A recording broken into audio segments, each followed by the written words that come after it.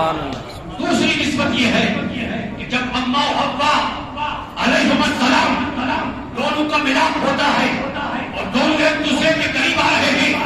تو غیب سے آواز آئی، اے آدم اس کو ہاتھ نہیں لگا سکتے جب تک نکاح ہو جائے،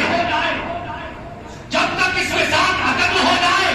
اس کو چھو نہیں سکتے، اس کو ہاتھ نہیں لگا سکتے۔ آدم علیہ السلام عرض کرتے ہیں مولا نکاح کیسے ہوگا؟ اس لیے کہ اس سے پہلے کوئی انسان ہی نہیں ہے جس کا نکاح ہوا ہو، اس سے پہلے کوئی ایک مرد وجود میں آئی ہی نہیں کہ کوئی کرنسی ہو، کوئی روپیہ مرد وجود میں آیا ہو۔ آدم علیہ السلام اللہ کی بارگاہ کے اندر عرض کرتے ہیں مولا نکاح کیا ہوتا ہے؟ میں آدم میرے پاس دینے کے لیے کچھ نہیں ہے، اس لیے کہ ابھی مرد وجود میں کرنسی نہیں آئی، ایک مرد وجود میں نہیں آئی، لیکن ہاں اے آدم میرے پاس دینے کے لیے ایک چیز ضرور ہے۔ بولا وہ کیا ہے؟ فرمایا اے آدم و حوا تم دونوں مل کر میرے محمد مصطفیٰ پر 20 مرتبہ درود و سلام پڑھ لو، تمہاری طرف سے پیار ادا ہو جائے گا۔ سبحان اللہ،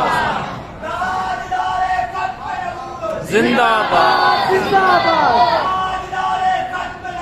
زندہ باد، زندہ باد، اور میں آپ آخری بات کرتا ہوں کہ ہم سارے کس کی اولاد ہیں؟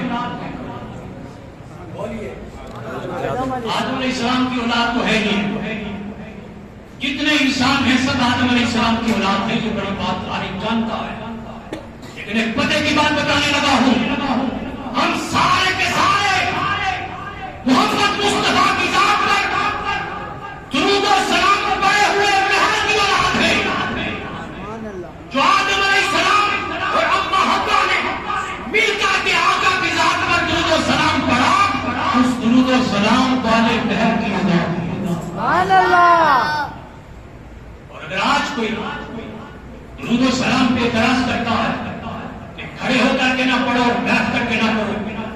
میں کہتا ہوں کہ آدم علیہ السلام نے سرکار کی ذات پر